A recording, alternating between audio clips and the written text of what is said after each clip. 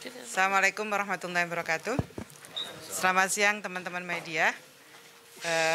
Tadi pagi saya menghadiri Rakornas yang diselenggarakan oleh Kadin, khususnya Kadin Wakil Ketua Umum Bidang Ketenagakerjaan. Kadin mengundang semua stakeholder ketenagakerjaan. Ada teman-teman dari pimpinan konfederasi, kemudian pasti Apindo dan Kadin, Kadin, kemudian di situ menyertakan Kadin dari seluruh provinsi, kemudian juga hadir BPJS Ketenagakerjaan, BPJS Kesehatan. Dan di forum tersebut saya ketemu dengan Bang Andi dan Bang Said Iqbal, kemudian saya ajak beliau berdua ini ke kantor Kementerian Ketenagakerjaan. Alhamdulillah beberapa hari ini saya menerima beberapa pimpinan konfederasi. Mungkin teman-teman juga sudah mendengar beberapa pimpinan konfed sudah datang ke saya dan saya berdialog dengan teman-teman pimpinan konfederasi.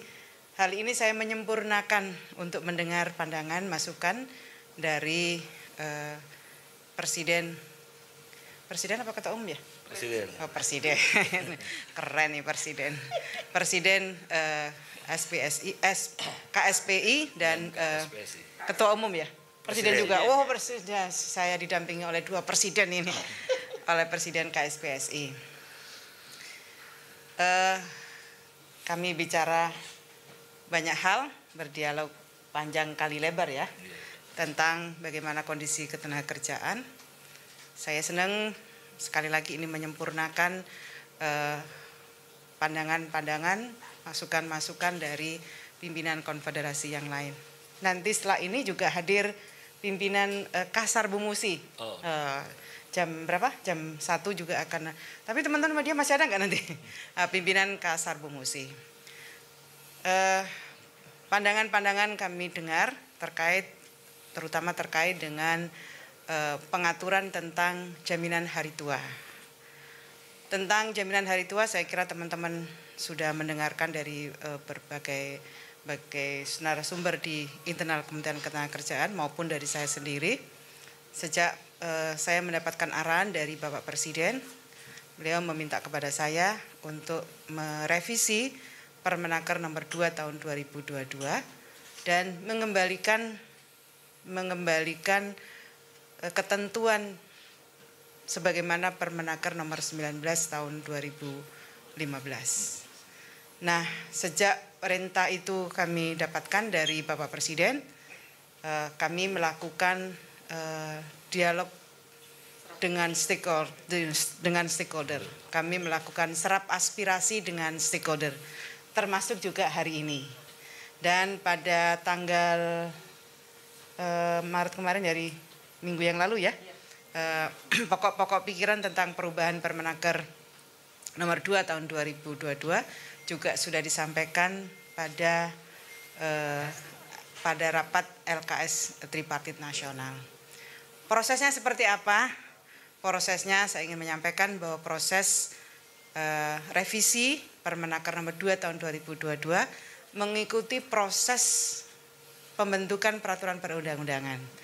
Diawali dengan serap aspirasi, kemudian kami melakukan koordinasi antar kementerian dan lembaga.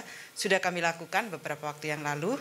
Setelah itu terumuskan dalam pokok-pokok pikiran. Kami laporkan lagi, kami konsolidasikan lagi dengan kementerian dan lembaga yang lain. Setelah itu ada proses harmonisasi. Jadi sebenarnya prosesnya sama seperti proses pembentukan peraturan perundang-undangan yang lain. Nah, selama proses ini berjalan, sebenarnya peraturan yang lama, Permenaker nomor 19 tahun 2015, masih tetap berlaku. Isi dari revisi Permenaker nomor 2 tahun 2022 ini adalah mengembalikan sebagaimana ketentuan Permenaker 19 tahun 2015, ditambahi dengan kemudahan secara administratif pengurusan jaminan hari tua. Intinya peraturan ini menyempurnakan menyempurnakan bagi teman-teman pekerja atau buruh dalam melakukan klaim program jaminan hari tua. Terima kasih sekali Pak Bang Said Iqbal dan Bang Andi Gani atas kedatangannya. Saya senang bisa berdialog terus dan kita akan terus bangun dialog untuk membangun kondusivitas hubungan industrial. Terima kasih. Ada yang mau disampaikan, Bang? Jadi hari ini kami dan Said Iqbal, KSPSI dan KSPI, dan kami sudah membaca pokok-pokok pikiran pemerintah dan kami menilai positif. Karena itu kami segera minta kepada Bu Menteri dan jajarannya untuk segera menerbitkan Permenaker yang baru. Kembali ke 19 dan ditambah lagi beberapa yang positif, yang menurut saya sangat luar biasa. Jadi kami juga membuktikan kepada publik bahwa Andi Gani dan Said Iqbal tidak pernah isu-isu di luar bahwa anti dialog dengan pemerintah. Hari ini kami datang ke Kemenaker untuk mencapai titik temu dan sinyal positif itu sangat luar biasa buat kami, pimpinan buruh, dan akan segera kami sosialisasikan ke bawah. Terima kasih. Wassalamualaikum warahmatullahi wabarakatuh. Waalaikumsalam warahmatullahi wabarakatuh. Iqbal? Ini sebagai Presiden KSPI, bukan Presiden Partai Buruh. Bismillahirrahmanirrahim. Terima kasih Ibu Menteri Tenaga Kerja, kawan-kawan media cetak online dan media elektronik, televisi, radio, dan live streaming online.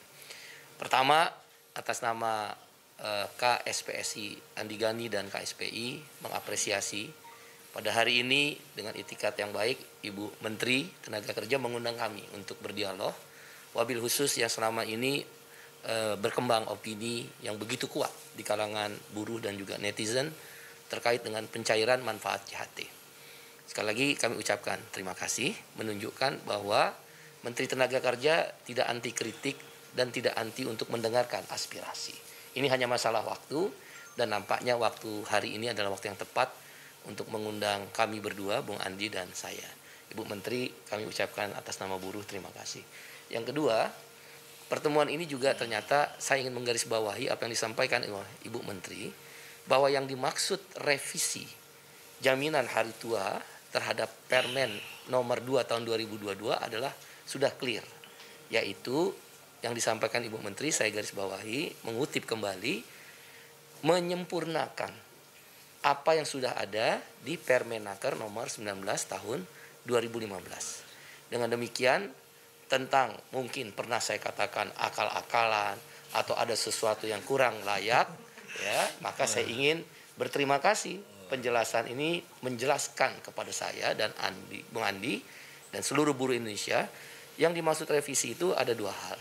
Satu, mengembalikan aturan yang lama Permenaker nomor 19 tahun 2015. Yang kedua, Ibu Menteri bahkan meningkatkan, yaitu istilahnya menyempurnakan terhadap isi Permenaker nomor 19 tahun 2015 yang tadi sudah dikutip.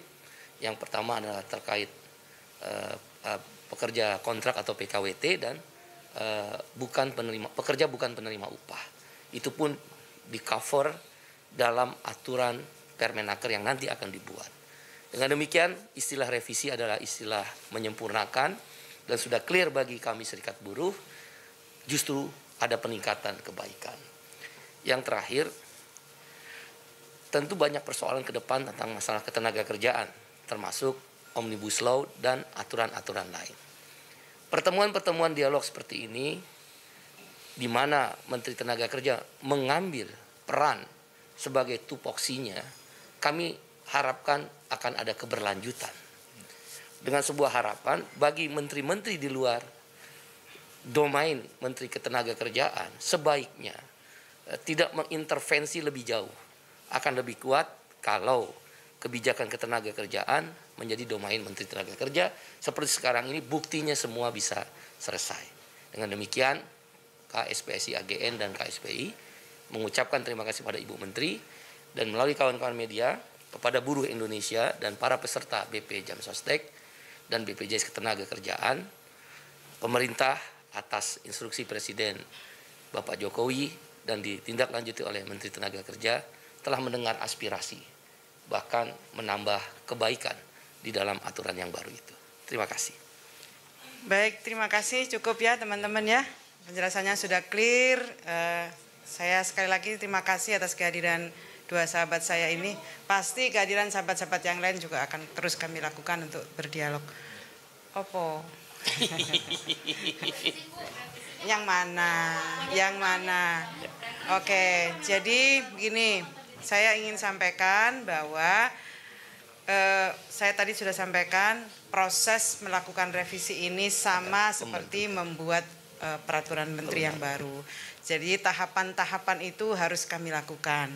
Tadi sudah saya sampaikan serap aspirasi sudah dilakukan, kemudian di Tripnas sudah kita lakukan, tinggal berikutnya kita akan sampaikan draft ini kepada DPR, saya sampaikan secara tertulis, kemudian proses harmonisasi. Dan saya ingin sampaikan, sebelum ini selesai, peraturan yang lama, Permenaker nomor 19 tahun 2015 itu tetap berlaku. Jadi kalau teman-teman misalnya ada, naudzubillah min dzalik, tidak ingin ada yang mengalami PHK atau mengundurkan diri, kemudian ingin mencairkan, melakukan klaim JHT, maka ya tetap bisa sebagaimana Permenaker nomor 19 tahun 2015.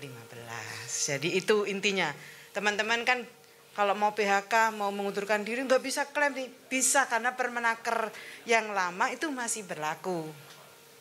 Permenaker yang baru yang 2022 itu kan berlakunya masih bulan Mei. Jadi sampai bulan Mei ini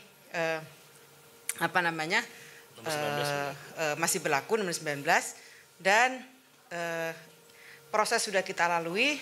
Saya berharap prosesnya, harmonisasinya juga berjalan dengan cepat sebelum berakhirnya batas waktu berlakunya Permenaker 22 2002 itu berlaku. Ini diharapkan sudah selesai.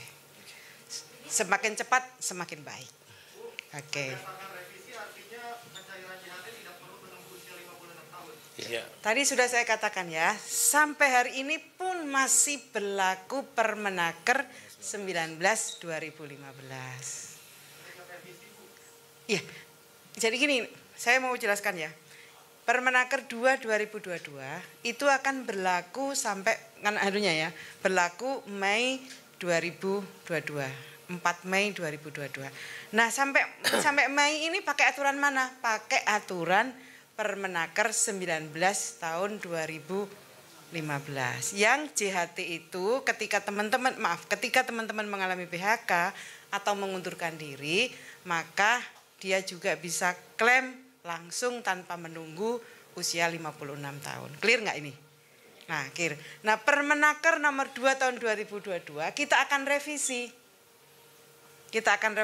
Tadi isi revisinya adalah mengembalikan ketentuan tentang klaim JHT sebagaimana Permenaker 19 tahun 2015, ditambahin kemudahan-kemudahan baru dalam mengklaim JHT.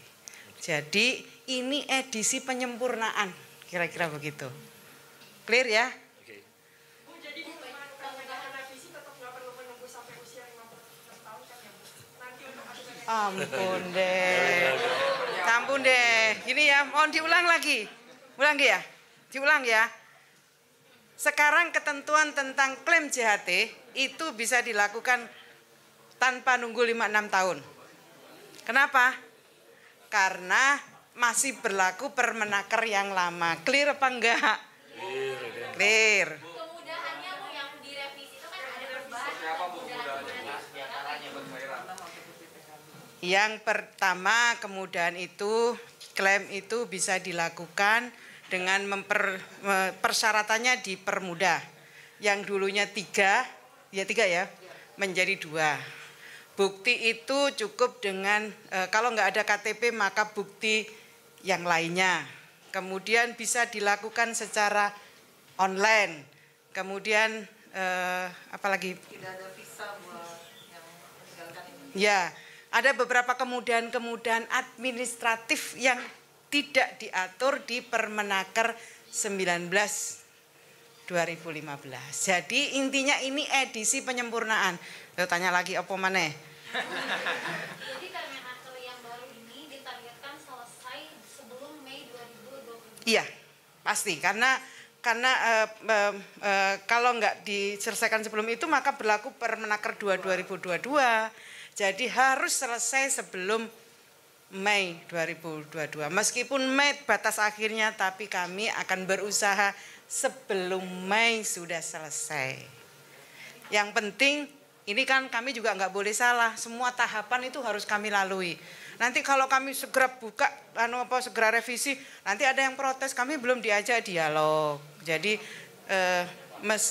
meskipun ada constraint waktu, tapi kita tetap mengikuti proses pembentukan peraturan perundang-undangan.